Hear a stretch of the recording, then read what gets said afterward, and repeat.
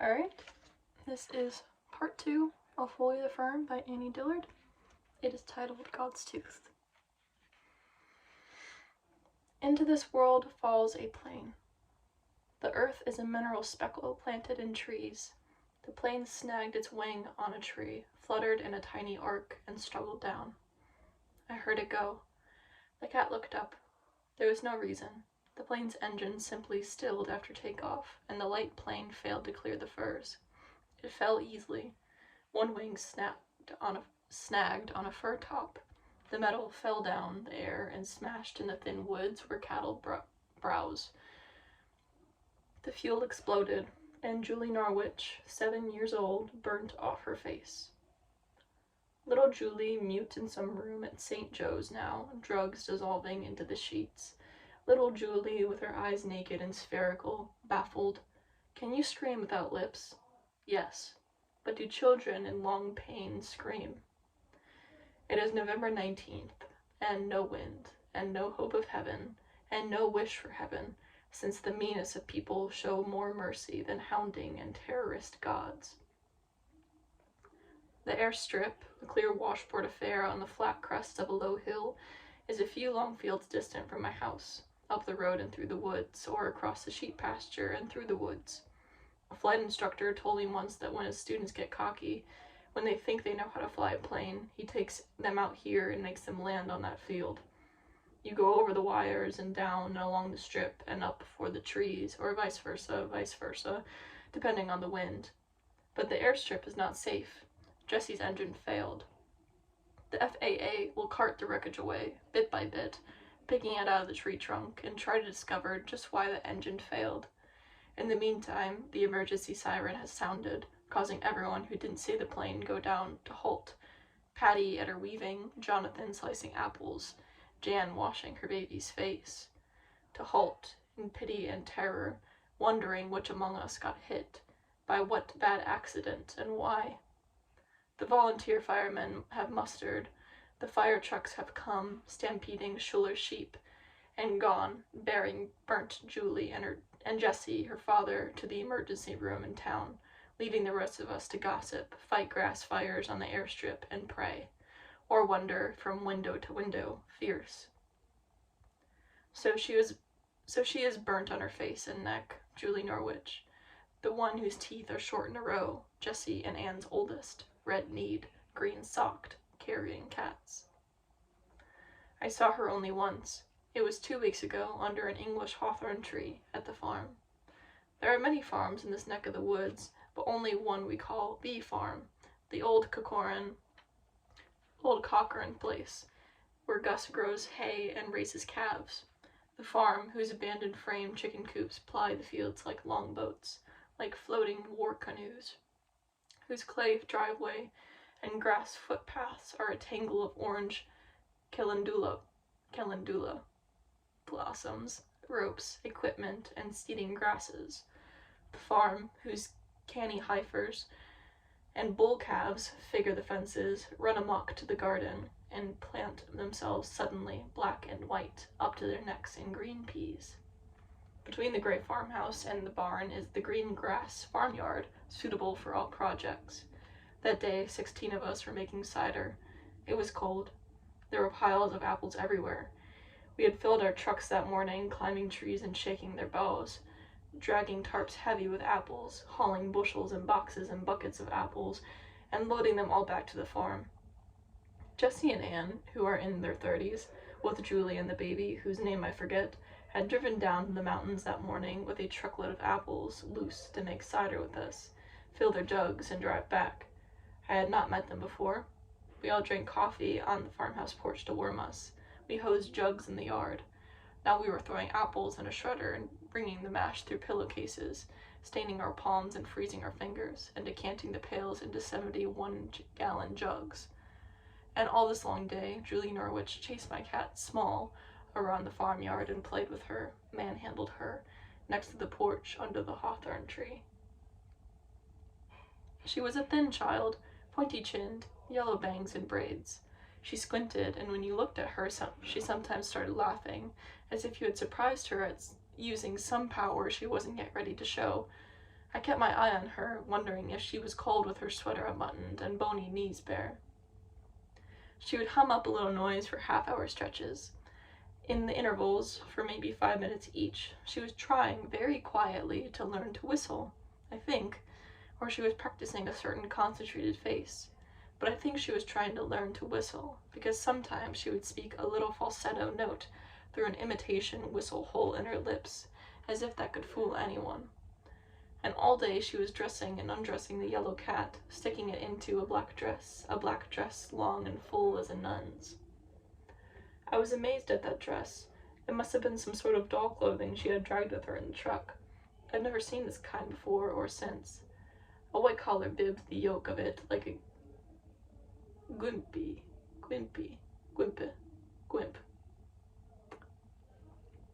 It had great black sleeves like wings. Julie scooped up the cat and rammed her into the cloth. I knew how she felt, exasperated, breaking her heart on a finger curl's width of skinny cat arm. I knew the many feelings she had sticking those furry arms through the sleeves. Small is not large. Her limbs feel like bird bones strung in a sock. When Julie had the cat dressed in its curious habit, she would rock it like a baby doll. The cat blinked upside down. Once she whistled at it, or tried, blowing in its face, the cat poured from her arms and ran. It leapt across the driveway, light foot in its sleeves, its black dress pulled this way and that, dragging dust, bent up and back by its yellow tail. I was squeezing one end of a twisted pillowcase full of apple mash and looking over my shoulder. I watched the cat hurdle the driveway and vanish under the potting shed, cringing. I watched Julie dash after it without hesitation, seize it, hit its face, and drag it back to the tree, carrying it caught fast by either forepaw, so its body hung straight from its arms. She saw me watching her, and we exchanged a look, a very conscious and self-conscious look, because we look a bit alike, and we both knew it, because she was still short and I grown, because I was stuck kneeling before the cider pail, looking at her sidewise over my shoulder, because she was carrying the cat so oddly, so that she had to walk with her long legs parted, because it was my cat, and she dressed it, and it looked like a nun, and because she knew I'd been watching her, and how fondly all along. We were laughing. We looked a bit alike. Her face is slaughtered now, and I don't remember mine. It is the best joke there is, that we are here, and fools, that we are sown into time like so much corn, that we are souls sprinkled at random like salt into time, and dissolved here, spread into matter, connected by cells right down to our feet, and those feet likely to fell us over a tree root or jam us on a stone. The joke part is that we forget it. Give the mind 2 seconds alone and it thinks it's Pythagoras. We wake up 100 times a day and laugh. The joke of the world is less like a banana peel than a rake, the old rake in the grass, the one you step on, foot to forehead. It all comes together, in a twinkling. You have to admire the gag for its symmetry, accomplishing all with one right angle, the same right angle which accomplishes all philosophy. One step on the rake and it's mind under matter once again. You wake up with a piece of tree in your skull. You wake up with fruit on your hands. You wake up in a clearing and see yourself ashamed. You see your own face and it's 7 years old and there's no knowing why, or where you've been since. We're tossed broadcast into time like so much grass, some ravening God's sweet hay. You wake up and a plane falls out of the sky. That day was a god too, the day we made cider and Julie played under the hawthorn tree. He must have been a heyday sort of god, a husbandman. He was spread under gardens, sleeping in time, an innocent old man scratching his head, thinking of pruning the orchard, in love with families. Has he no power? Can the other gods carry time and its loves upside down like a doll in their blundering arms? As though we the people were playing house, when we are serious and do love, and not the gods. No, that day's god has no power. No gods have power to save. There are only days. The one great god abandoned us to days, the time's tumult of occasions, abandoned us to the gods of days, each a brute and a muck in his hugeness and idiocy.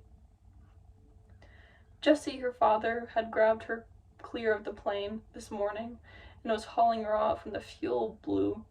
A gob of flung, ignited vapor hit her face, or something flaming from the plane or fir tree hit her face. No one else was burned or hurt in any way. So this is where we are. Ashes, ashes, all fall down. How could I have forgotten? Didn't I see the heavens wide shut just yesterday, on the road walking? Didn't I fall from the dark of the stars to these senseless and noisome days? The great ridged granite, millstone of time's illusion, for only the good is real. The great ridged granite millstone of space is illusion, for God is spirit and worlds his flimsiest dreams. But the illusions are almost perfect, are apparently perfect for generations on end, and the pain is also and undeniably real. The pain within the millstone's pitiless turning is real, for our love for each other, for world and all the products of extension, is real, vaulting, insofar as it is love, beyond the plane of the stones' sickening churn and arcing to the realm of spirit bare. And you can get caught holding one end of a love when your father drops and your mother, when the land is lost or a time and your friend blotted out, gone, your brother's body spoiled and cold and your infant dead and you dying. You reel out love's long line alone, stripped like a live wire losing its sparks to a cloud, like a live wire loosed in space to longing and grief everlasting. I sit at the window. It is a fool's lot, the sitting always at windows, spoiling little blowy slips of paper and myself in the process. Shall I be old? Here comes small, old sparrowmouth, wanting my lap. Done. Do you have any earthly idea how young I am? Where's your dress, kitty? I suppose I'll outlive this wretched cat. Get another. Leave it my silver spoons, like old ladies you hear about. I prefer dogs. So I read. Angels, I read, belong to 9 different orders. Seraphs are the highest. They are aflame with love for God, and stand closer to him than the others. Seraphs love God.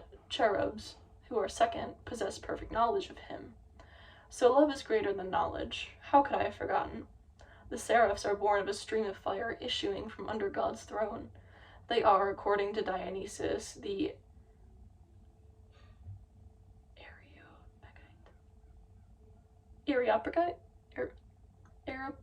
Areopagite? All wings, having, as Isaiah noted, 6 wings apiece, 2 of which they fold over the eyes. Moving perpetually toward God, they perpetually praise him, crying, Holy, holy, holy.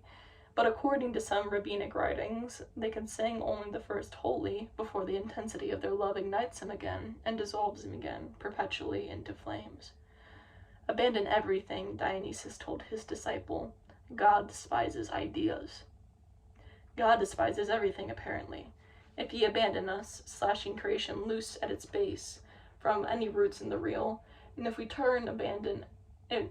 in turn abandon everything, all these illusions of time and space and lives, in order to love only the real, then where are we?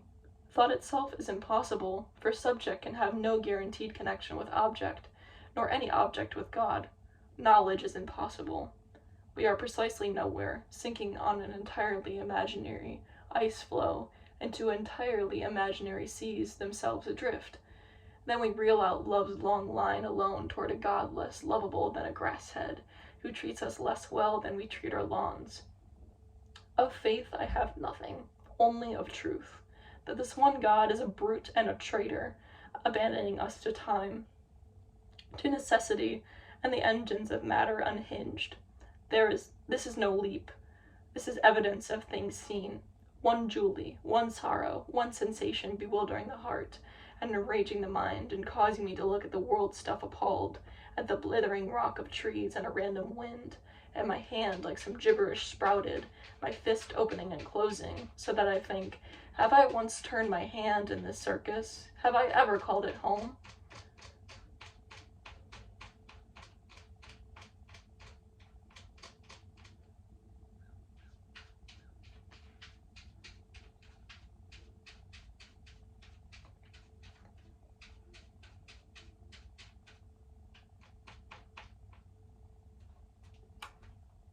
Thank you.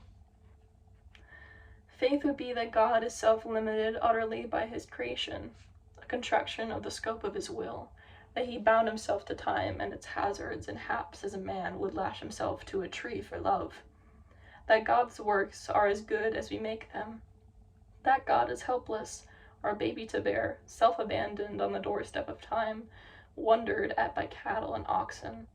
Faith would be that God moved and moves once and for all and down, so to speak, like a diver, like a man who eternally gathers himself for a dive and eternally is diving, and eternally splitting the spread of the water and eternally drowned. Faith would be, in short, that God has any willful connection with time whatsoever, and with us. For I know it as given that God is all good, and I take it also as given that whatever he touches has meaning, if only in his mysterious terms, the which I readily grant. The question is, then, whether God touches anything. Is anything firm, or is time on the loose? Did Christ descend once and for all to no purpose in a kind of divine and canonic suicide, or ascend once and for all, pulling his cross up after him like a rope ladder home? Is there, even if Christ holds the tip of things fast and stretches eternity clear to the dim souls of men, is there no link at the base of things, some kernel or air deep in the matrix of matter, for which a universe furls like a ribbon twined into time? Has God a hand in this? Then it is a good hand. But has he a hand at all, or is he a holy fire burning, self-contained for power's sake alone? Then he knows himself blissfully as flame unconsuming, as all brilliance and beauty and power and the rest of us can go hang. Then the accidental universe spins mute, obedient only to its own gross terms, meaningless, out of mind, and alone. The universe is neither contingent upon nor participant in the holy, in being itself the real, the power play of fire.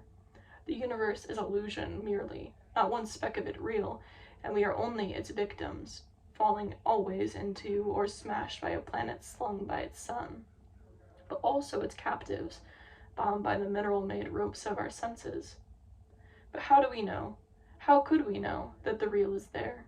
By what freak chance does the skin of illusion ever split and reveal to us the real, which seems to know us by name, and by what freak chance and why did the capacity to apprehend it evolve? I sit at the window, chewing the bones in my wrist, pray for them, for Julie, for Jessie, her father, for Anne, her mother, pray. Who will teach us to pray? The God of today is a glacier.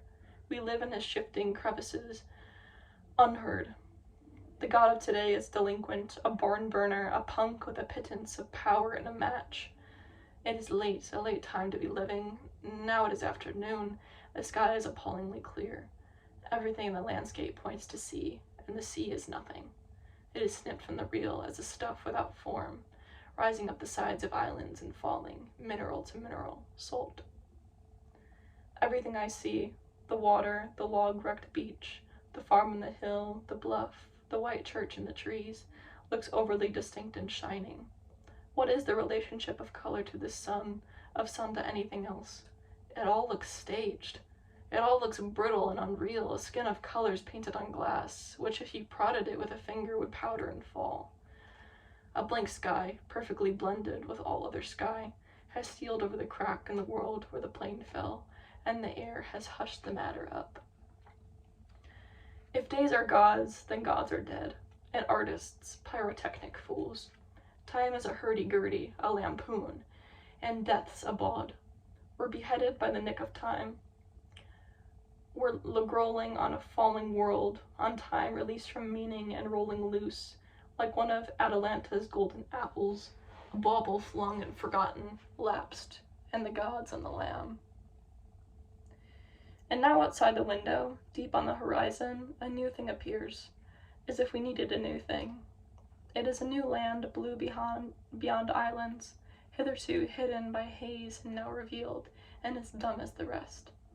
I check my chart, my amateur penciled sketch of the skyline. Yes, this land is new, this spread blue spark beyond yesterday's new wrinkled line. Beyond the blue veil, a sailor said, was Salt Spring Island. How long can this go on? But let us by all means extend the scope of our charts. I draw it as I seem to see it, a blue chunk fitted just so beyond islands, a wag of graphite rising just here above another anonymous line, and here meeting the slope of Salt Spring. Though whether this be headland I see, or heartland, or the distance blurred bluffs of 100 bays, I have no way of knowing, or if it to be an island or main. I call it Thule, O Julia land, time's bad news. I name it terror, the farthest limb of the day, God's tooth.